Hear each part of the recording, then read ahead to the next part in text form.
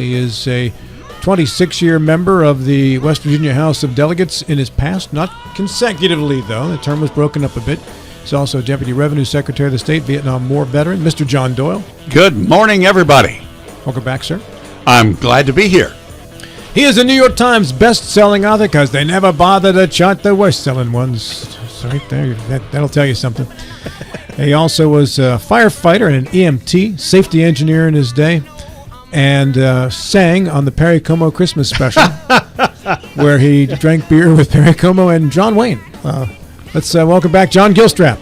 Makes me sound so important. Hello, good morning. I have a way of building people up. I know. Yeah. Perry Como got totally bombed. As did I. But not John Wayne. But I was younger than him. I could handle it better. So, yeah. John Wayne would not indulge, as I understand. No, he would not, nor would he speak to me. Yeah, we're signing the autographs for you. So, hey, still, and you can see it on YouTube as well. John Gilstrap with a beard at the age of 21? Oh, God, no. 18, probably 20. 20. Okay, I wasn't that far off. I said 21. Right, I go, God, no one's 21. No, it's 20. 1 year when you're 20, that's a lot. 5% of your life, I guess, right? Yeah, but for us here now, 1 year, yeah. Just one more year of pain is all that is. Yeah. Our guests in this segment include the Vice Chairman of the Jefferson County Development Authority, Attorney Dan Casto. Dan, good morning. Thanks for coming in. Good morning. Thanks for having me. We had you previously on an eminent domain issue, and you shared some knowledge with us on that. Thank you. Yep, glad to be back. Liz Ricketts, former member of the JCDA, is back as well. Liz, good morning to you. Good morning. Thanks again for having me. Great to have you both here. So a couple of questions for you first and foremost before we kind of get into it and such. One, is this an awkward interaction because Dan is now the vice chair of the JCDA and you are a person who's been removed from the JCDA? I wouldn't say so. It seems from some Facebook posts and from some JCDA meetings since I was removed that, Mr. Casto and I may actually agree on some concerns. And one of those is the proposed sportsplex in Jefferson County, for lack of a better way of calling it something official? I think that would be correct. That was something that the county commission, specifically Commissioners Stollifer and Majdi, were really pushing the JCDA to explore.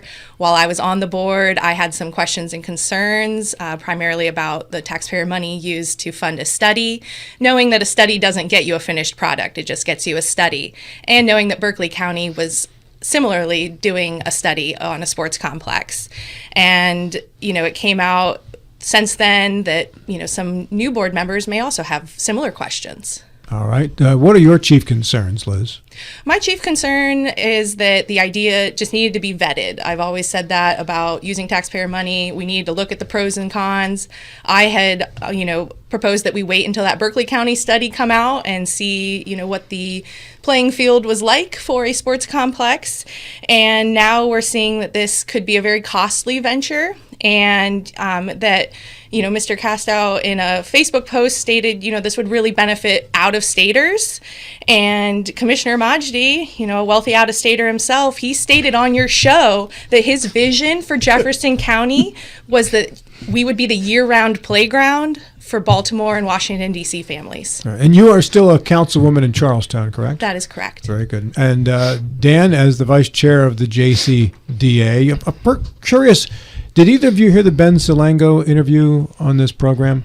Ben is the county commission president in Kanawha County and was one of the people chiefly behind putting a sports complex in Kanawha County, which he said has been a tremendous generator of tourism dollars and revenue for the local community. He was really the architect of it. Yeah. Right. Did either of you happen to catch that interview? Did not. When we asked him about it, he said, build it. The faster you build it, the better, because of the amount of money that it brings in. Dan, what are your feelings on a sports complex? Well, so number one, I think it's incredibly unfair today to attack Commissioner Majdi when he's not here and to accuse him of being a wealthy out-of-stater.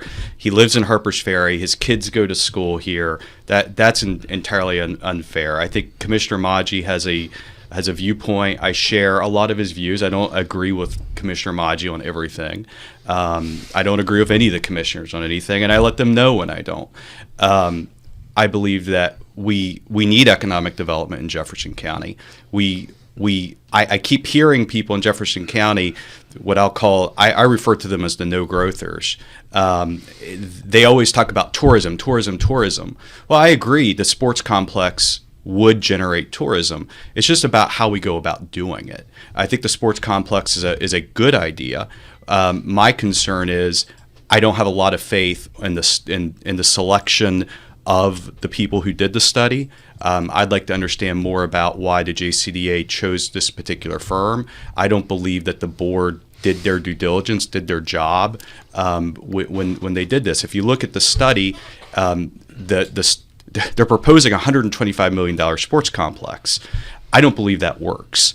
I believe that a smaller sports complex could work, and I believe that a sports complex probably pushed by the Parks and Recreation Department is probably a better approach. In terms of the study itself, I'm disappointed in the study. I don't believe it was well done, but you have to look at every opportunity that comes along. I think it was worthy of looking at, and I think it's still worthy at potentially pursuing in the right instances. So. But I did express concerns at a recent meeting on how things have been done with this particular consultant. So, if they were to take a vote on this today, not saying that you would be voting today, but would you be in favor of it or not? If the private sector wants to come into Jefferson County and build a sports complex, and there are things that we can do as a county, things we can do as a county government to help advance it, absolutely. If it's the private sector, I would not be in favor of issuing bonds. If they said, "Hey, the Development Authority, let's issue bonds," I would have a lot of questions about it based on the feasibility study that I've had. However, if the private sector wants to come in, great. But the problem is going to be if the private sector comes in, Jefferson County zoning laws are so restrictive. There's only a few places in the county where it could even work. So if we want to have this, if we really want to pursue this, there's going to have to be some regulatory changes that happen in the county. And I'm all about making that environment for development like this better. That's why I agreed to be on the committee. What you heard there, Liz, you agree with what he said, or you don't? Yeah, I agree. And that was something that came up with the former board was, this would probably realistically need to be a private sector venture. We didn't want to see $100 million in taxpayer money necessarily go towards this. However, what we were told at the time by staff was that they didn't have the capacity to go out and, market this to interested developers. Mm-hmm. And so I don't know what has changed since then that would give staff new capacity to pursue, private sector entities to come in. They said, we'll start with the study, but we don't have the capacity to go and pursue this. At this time, neither one of you are commissioners, but as you're reading tea leaves, how realistic is this project in regards to it actually happening? Is it a pipe dream right now by the county commission, or do you think it actually has the ability to become a plan? Well, my understanding is that the commission commissioned the study to see if it was feasible. My view on the feasibility study is what I've seen, at least what's being presented by this particular consultant, who I don't have a lot of faith in, is that what they're presenting probably isn't feasible. Isn't. I don't believe so. Is it a pipe dream that we could have one of these, that we could support something? I don't think it's a pipe dream at all. And my understanding is that the commission wanted to do the study to see what was feasible, and I'm not sure that any of them are particularly impressed by the study that we've been given. All right, Mr. Gilstrap. Prove me wrong. I think this is a terrible idea. It's very expensive up front. It's punishing to Jefferson County, to the people who are here. It's largely a weekend business where when it's successful, let's assume great success, as Ben Salango was saying was going to be, you have thousands of people descend on one spot at one time, they tear stuff up, and then they leave. There's no real economic growth. I could argue that there's sales tax or whatever that is generated, and then they leave. The roads get torn up. Whatever it is, it gets torn up. So now there's maintenance costs that come in. There's no incentive to build bodegas or long-term businesses to support this. It's seasonal. It's weekend. Residents aren't going to be able to move around because traffic is going to be all jammed up. This just seems to me to be a terrible idea. Comma, don't you agree? Question mark. Mr. Doyle, would you like to just go right off of that thought? No.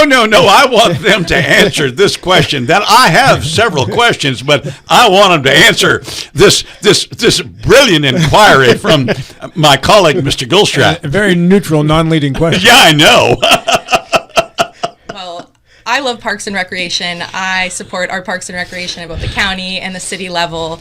I think a quality investment in Parks and Rec that serve the people that live here as well as they welcome visitors would be much more worthwhile. You know, in Charlestown right now we are investing in upgrading our Jefferson Memorial Park pool. This is a 50-year-old amenity that is going to be updated to serve the community, and it's the only public outdoor facility for swimming in Jefferson County. So I think when we invest in Parks and Recreation, we are investing in quality of life, we are raising property values, and we are showing the community that we care about them, not just people from out of town that want to pass through. So, John, you just described Harpers Ferry National Park. I mean, I literally just got a text that said the same thing. Any place that has tourism is going to have people come for the weekend, come for holidays. That doesn't mean it's bad. You know, Jefferson County needs commercial development. Right now, we don't have enough money to pay for basic public services. That's our problem. All the counties around us, if you look at their budget, Loudoun County, Virginia, per capita county budget is $10,000 per person. Jefferson County's county budget, $3,200 per person. That includes county and school. If people want the public services that are available in Loudoun County, in Frederick County, Maryland, Frederick County, Virginia, we have to grow the tax base.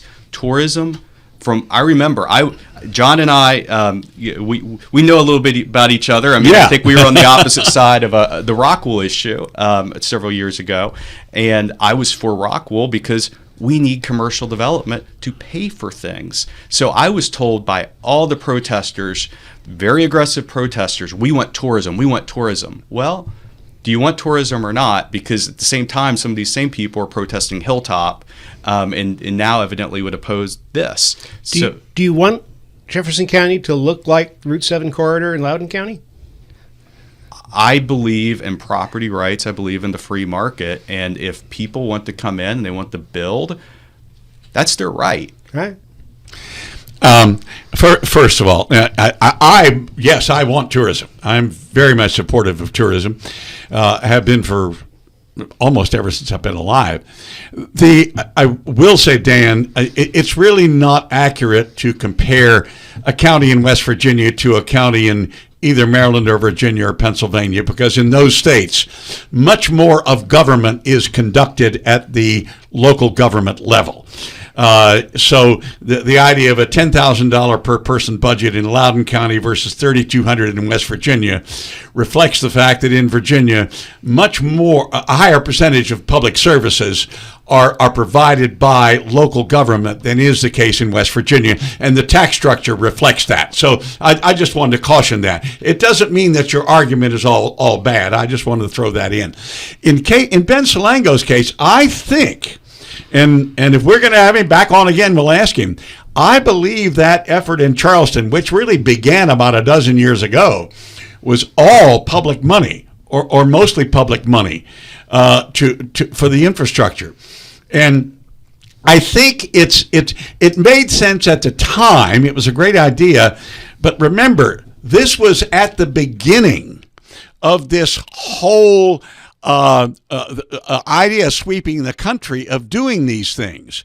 This is where these idea of traveling sports teams was taking off. Kanawha County was almost in at the beginning. You know, so they were able to grab a whole lot of that business. And now there are others opening up nearby, which are taking some of it. But because they were first, they grabbed a whole bunch of it. I don't think that's the case in Jefferson County. It seems to me like if we were to do it in Jefferson County, let's say Hagerstown did it, and Winchester did it, and Chambersburg did it. That's the point. I would suggest to you all, if you want to do it, it might make more sense to talk with Berkeley County, come up with a joint project somewhere near Carneysville. And that way there would be a little bit more of a bulwark against competition from elsewhere. Just something to think about. And in terms of zoning, Dan, there are places in this country with stronger zoning than Jefferson County has that have done these things.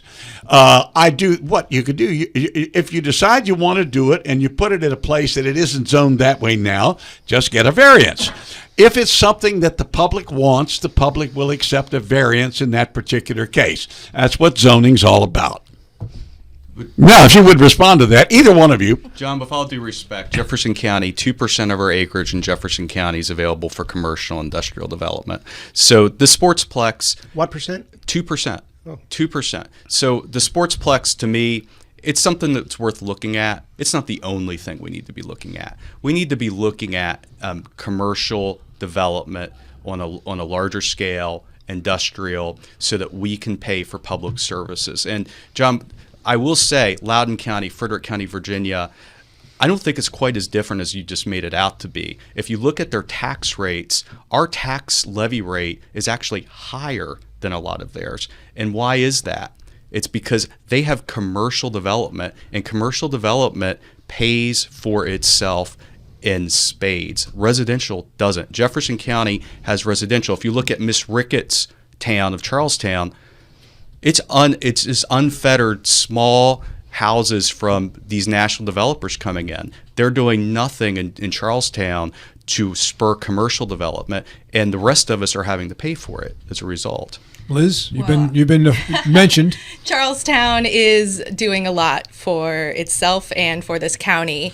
We are actually in the middle of rewriting our zoning. It's going to be a 2-year process. I'm sitting on that special committee. We're looking at ways to encourage mixed-use development, so we don't just have strip malls that every single visitor has to drive to. You can have housing, you can have offices, all centrally located, and that's going to be huge. And we also changed a law in my time on council where when it's a property that is zoned for both housing and commercial, it used to be the developer would come in, they'd build all the housing, and then they'd say, oh, sorry, we're bankrupt, or we're done, we're pulling out, before they built the commercial element. So we changed our zoning rules to require developers that after a certain percentage of housing is built, they have to have the pad sites ready for that commercial. So we are seeing that taking shape, and I think we will see that improvement made on the balancing of commercial and housing. Is there a bond that you increase to make sure that they go through with the commercial end of it? I think it's covered by their standard bonds with the project. It just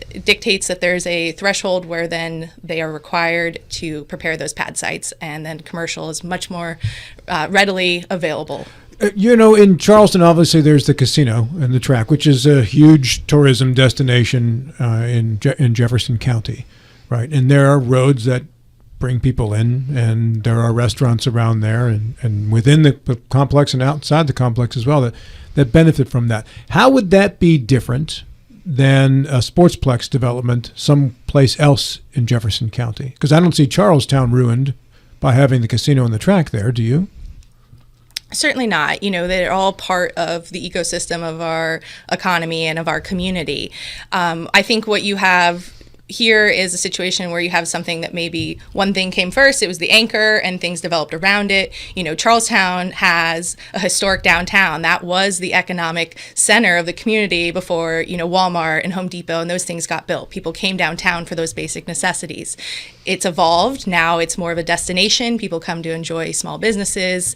And I think if you built a sports complex out in the middle of nowhere, it would take a while for those surrounding businesses to build up. So what we might be looking at is really, a whole planned development. And maybe that's something that the JCDA wants to look at, is how do we plan an entire area beyond just the anchor business of the sports complex. I think that's a valid point. It's interesting. You talk about the Charlestown racetrack. I went to the Charlestown racetrack when I was in high school. Charlestown racetrack has been there right after the Civil War, right? There was a racetrack. 1933. Okay, that's kind of, you can't ruin Charlestown with the racetrack because the racetrack was always there, right? It was built, but it was built out in the middle of nowhere, right. And then development came around it. Right. that's how those things work. That's right. And back to this question of property taxes, Dan, if you only look at the levy rate, you're right.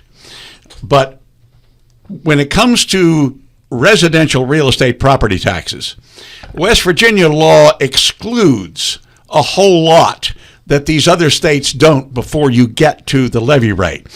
For example, in Clark County, Virginia, which when I was growing up in Charlestown, Clark County, Virginia, and Jefferson County, West Virginia were fairly close in population. I think in 1950, Jefferson County had 17,000 and Clark County had 12,000. Well, now Jefferson County is like 3 or 4 times the size of Clark County, Virginia. But Clark County has, I think, as many sheriff's deputies as Jefferson County does. And it is because of the tax structure in Virginia and the rules about providing public services, which simply put more on local governments. West Virginia is the most highly centralized government in the country other than Hawaii. All other states have more government services provided at the county or township or city level than West Virginia does. So I just wanted to explain that merely saying 10,000 versus 3,200 doesn't tell the whole picture. That's all. Well, they also have much higher property values. And the reason for the higher property values are the commercial developments, Not in Clark County. Well, Clark County doesn't have a higher property value? No, but they don't have all that much commercial development. They've got more open farmland than Jefferson County does. Tax at a higher valuation is my point. Precisely my point. Tax at a higher valuation because the property's worth more because development people want to be there. In Jefferson County, you have to fight to do anything. You have to fight to build. I think Clark has tighter zoning than Jefferson, and that's the way these fairly wealthy farmers want it. Well, I want to get back to tourism here for a moment because I want to find out what you can build in Jefferson County, because everything that comes up for being developed in Jefferson County seems to have a protest against it. And it gets approved. So what's good? When people, last I checked, it was tourism, but this would seem to be a big tourism thing, and this is not wanted, you're telling me. Well, if people wanted tourism, then why did it take so long to get the Hilltop approved? Why did we have to go to Charleston and get the legislature to change the law? So with all due respect to Mr. Doyle and what I'll call the people who are more on the no growth side, they just don't want anything. I disagree with that. I strongly disagree with that. I want to hear Liz's response. Okay. Yeah, I think that our community shows that agriculture is important. It's been a valuable industry since the beginning of Jefferson County.